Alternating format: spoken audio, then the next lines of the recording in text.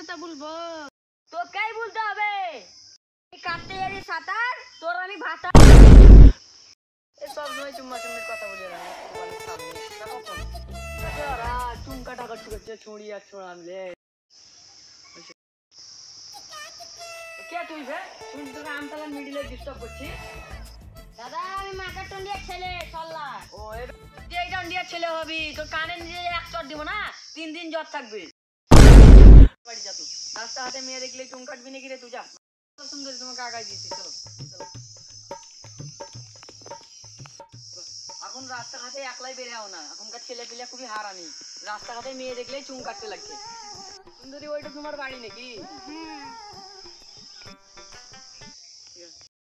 সুন্দরী বাড়ি যাওয়ার আগে একটা কথা বলবো। হ্যাঁ বলো। ফোন নাম্বার তো দাও কেন? ফোন নাম্বার নেই, তুমি কি করবা? জানো সকাল বেলা কাজ করতে যেয়ে তো 7টার দিকে উঠাই দিও আমাকে, তাই জন্য। তোর একটা কথা বলবো, তোমাকে মাশাআল্লাহ দেখতে হেভি লাগছে। আল্লাহ বোধহয় 1 ঘন্টা এক্সট্রা টাইমলি তোমাকে বানাচ্ছে। ইস কি বলো না, আমাকে শরম লাগে। ঠিক আছে তাহলে তোমার নাম্বার তো দাও। কিসের নাম্বার ভাই? তোর বাপের নামটা বল। আমার বাপের নাম ইন্তাজুল। ইন্তাজুল হোক আর বগরা চুল হোক, এমন জ্বর মারবা কানের নিচে 3 দিন জ্বর হয়ে পড়ে থাকবা। এই শোনা আমার ডাইলগ আমাকেই মারছে বে।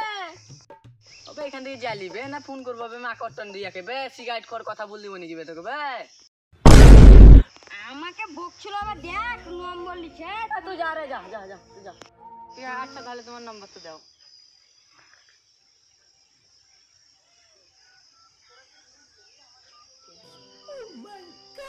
সুন্দরী তাহলে বাড়ি যাও তুমি।